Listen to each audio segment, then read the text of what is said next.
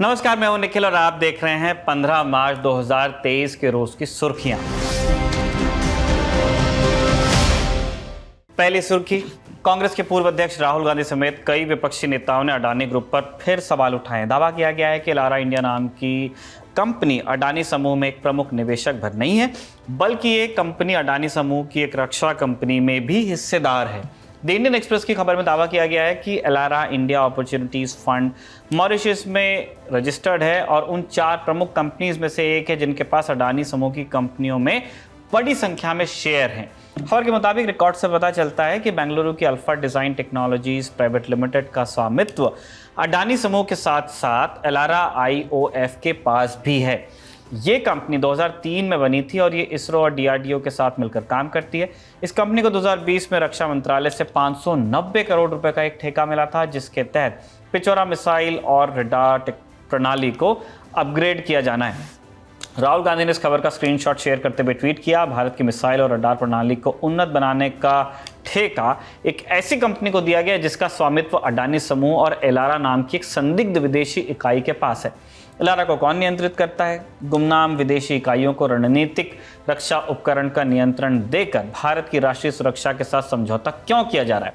कांग्रेस महासचिव प्रियंका गांधी वाड्रा ने सवाल किया कि प्रधानमंत्री नरेंद्र मोदी इस पर संसद में चर्चा क्यों नहीं करवाना चाहते और इसकी जांच क्यों नहीं हो रही। तृणमूल कांग्रेस की सांसद महुआ मोइत्रा ने भी इस खबर को लेकर सरकार पर कटाक्ष करते हुए ट्वीट किया। उन्होंने लिखा, ऑस्कर की छुपा रुस्तम श्रेणी का पुरस्कार डीआरडीओ और गृह मंत्रालय को जाता है। वो गुमनाम विदेशी धन के जरिए संवेदनशील रक्षा अनुबंधों को नियंत्रित किए जाने से खुश हैं। ये सिर्फ उनके सबसे अच्छे मित्र अडानी के लिए है। इस पर भारतीय जनता पार्टी की तरफ से भी प्रतिक्रिया आई है। हरियाणा के गृह मंत्री अनिल विज ने कहा कि इस तरीके की मिथ्या बातों का जवाब देने की कोई आवश्यकता नहीं होती। आप सुन लीजिए।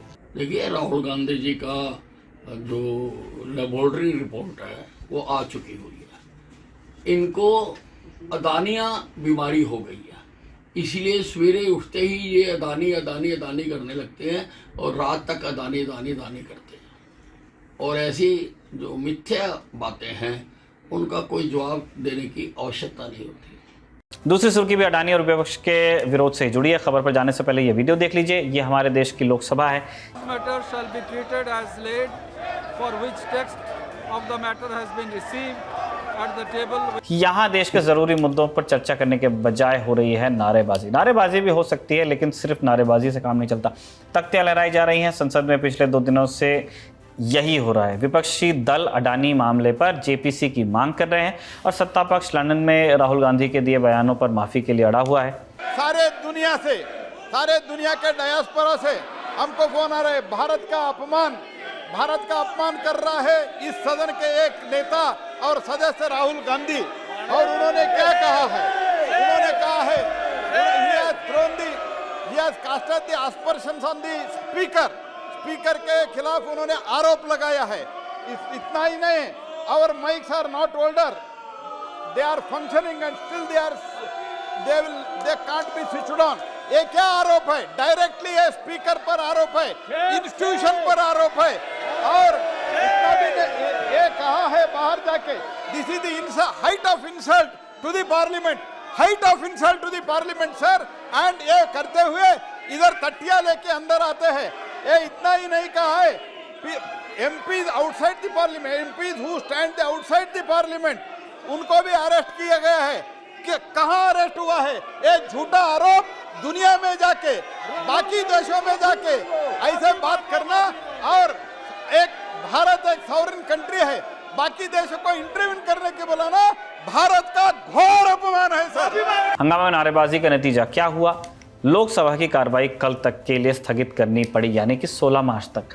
अब बात राज्यसभा की कर लेते हैं। लोकसभा की तरह यहां भी सत्ता पक्ष और विपक्ष ने क्रमशः राहुल और अडानी मुद्दे पर जोरदार हंगामा किया।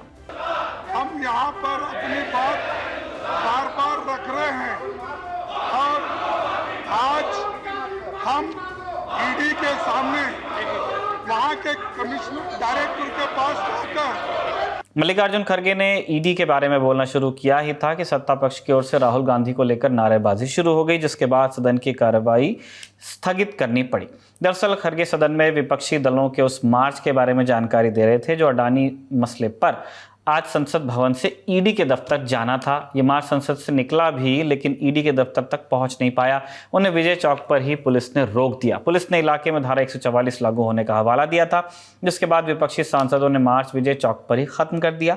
विपक्षी दलों की ओर से मल्लिकार्जुन खड़गे ने प्रवर्तन निदेशालय को शिकायती चिट्ठी भी लिखी है। उस चिट्ठी में 6 घटनाओं की मिसाल देकर ईडी पर जांच न करने का आरोप लगाया गया है। विपक्षी दलों के प्रदर्शन का मजमून ये निकला है कि भारतीय जनता पार्टी कह रही है कि हिंडनबर्ग रिपोर्ट के मसले पर सुप्रीम कोर्ट में मामला चल रहा है और सुप्रीम कोर्ट की कमेटी की जांच में सच सामने आ जाएगा। दूसरी तरफ भाजपा की राहुल से माफी मांगने वाली मांग पर कांग्रेस ने साफ कर दिया है कि राहुल गांधी माफी नहीं मांगने वाले। अगली खबर बिहार की राजनीति से आई है। आज लालू प्रसाद यादव, उनकी पत्नी राबड़ी देवी और बेटी मीसा भारती दिल्ली की राउस एवेन्यू अदालत में पेश हुए। किस केस में? Land for job alleged scam के मामले में पेशी हुई और लालू प्रसाद यादव और उनके परिवार को बड़ी राहत भी मिली। कोर्ट ने लालू, राबड़ी और मीसा भारती समेत मामले में सभी 16 आरोपियों को 50,000 रुपए के निजी मुचलके पर जमानत दे दी। कोर्ट ने लैंड फॉर जॉब घोटाले में सीबीआई की चार्जशीट पर संज्ञान लेते हुए इन सभी को समन जारी कर कोर्ट में पेश होने का हुक्म दिया था। आरोप है कि लालू प्रसाद यादव के रेल मंत्री रहते हुए रेलवे में लोगों को नौकरी देने के बदले उनकी ज़मीन लिखवा ली गई, मतलब ले ली गई। इस मामले में सीबीआई ने पिछले साल 18 मई को केस दर्ज किया था, यानी 2022 में। ये तो बात हुई केस के अपडेट की। आरोपियों को बेल मिलने के बाद बिहार में क्या हुआ बताते हैं। लालू प्रसाद यादव और उनके परिवार को जमानत मिलने की खबर बिहार पहुंचते ही राजद के कार्यकर्ता विधानसभा के बाहर लड्डू बांटने लगे। भाजपा नेताओं की तरफ से आरोप लगाया गया कि आरजेडी के लोग उन्हें जबरदस्ती जहरीला लड्डू खिलाने आए थे। देखते देखते बिहार विधानसभा के बाहर हंगामा शुरू हो गया। सुन लीजिए। हम लोग अपना सा रहे हैं, अंदर में छोड़ दिया कि अपना चलाइए, बाहर में भी आकर के वो गुंडे कर रहे हैं लड्डू के नाम पर। इस तरह से ठेला ठेली और फेंक रहे हैं। आरजेडी के विधायक लोग आके यहाँ भी डिस्टर्ब किए हैं। मैं गवर्नर के यहाँ प्रस्थान करूंगा। केसरी यादव पर कार्रवाई हो कि विधायकों को बाहर भी बैठने नहीं देता है। ये क्या गुंडागर्दी है? बीजेपी के आरोपों के जवाब में राजद की ओर से भी प्रतिक्रिया आई। पार्टी के ऑफिशियल ट्विटर हैंडल से किए गए एक ट्वीट में लिखा गया कि प्रसाद स्वरूप किसी को खुशी के लड्डू खिलाना हम भारतीयों की साझी संस्कृति एवं विरासत की पुरातन परंपरा है, लेकिन संघ की शाखाओं से प्रशिक्षित तंग दिमाग, तंग दिल, घृणा युक्त भाजपाइयों को कहाँ प्रेम, सद्भाव और समता का मतलब पता है। भाजपा हिंसा एवं नफरत फैलाते हैं, समाजवादी मिठाई व प्रेम बांटते हैं। ये राजद के ट्वीट में लिखा था। अगली सुर्खी, मंगलवार को करीब 5,000 किसानों ने महाराष्ट्र के नासिक जिले से तमाम मांगों को लेकर पैदल मार्च शुरू किया। इनमें ज़्यादातर किसान आदिवासी बेल्ट से हैं, जो वन भूमि अधिकार और दूसरे किसान हित से जुड़े मुद्दों पर राहत की मांग कर रहे हैं। ये मार्च नासिक जिले के डिंडोरी से शुरू हुआ और मुंबई तक लगभग 203 किलोमीटर की दूरी तय करेगा। खबर है कि किसानों का मार्च शुक्रवार 17 मार्च की रात मुंबई पहुंच जाएगा। मार्क्सवादी कम्युनिस्ट पार्टी, किसान सभा और दूसरे समान विचारधारा वाले संगठन लॉन्ग मार्च के लिए एक साथ आए हैं। इस मसले को लेकर बीती शाम किसानों ने राज्य के मंत्री दादा भूसे के साथ 4 घंटे की मुलाकात की, जो 4 घंटे चली, लेकिन बात बन नहीं पाई और मार्च आगे बढ़ गया। किसानों ने प्याज के दामों को लेकर प्याज और सब्जियां सड़क पर फेंककर विरोध भी जताया। कुछ दिन पहले बेमौसम बारिश हुई थी, जिससे प्याज के दाम गिरे थे। अंगूर के बागों को भी नुकसान पहुंचा। कपास और सोयाबीन की कीमतों में भी गिरावट आई है। किसान परेशान हैं और आरोप है कि सरकार इस ओर ध्यान नहीं दे रही है। इस मार्च के जरिए मांग की जा रही है कि किसानों से अधिग्रहित वन भूमि को आदिवासी किसानों के नाम कर दिया जाए और इस भूमि की 7 बार सफाई भी की जाए। किसानों को कर्ज मुक्त किया जाए। अंतिम सुर्खी, केंद्र सरकार के कर्मचारियों को महंगाई भत्ते के लिए थोड़ा और इंतजार करना पड़ेगा। सरकारी कर्मचारियों को महंगाई भत्ता साल में 2 बार दिया जाता है। नियमानुसार महंगाई भत्ता जनवरी से और जुलाई से दिया जाता है। आमतौर पर इसकी घोषणा होली और दिवाली से पहले होती रही है।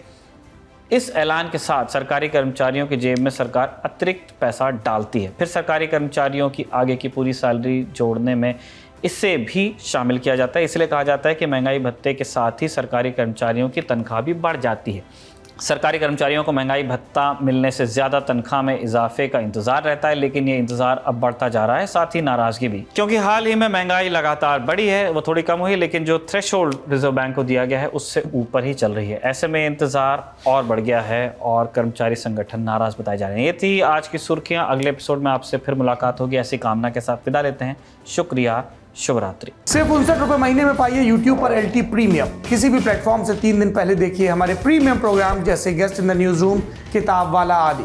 इसके अलावा बहुत कुछ। सब्सक्राइब करने के लिए ललन टॉप के YouTube चैनल पर जाकर क्लिक करें ज्वाइन बटन।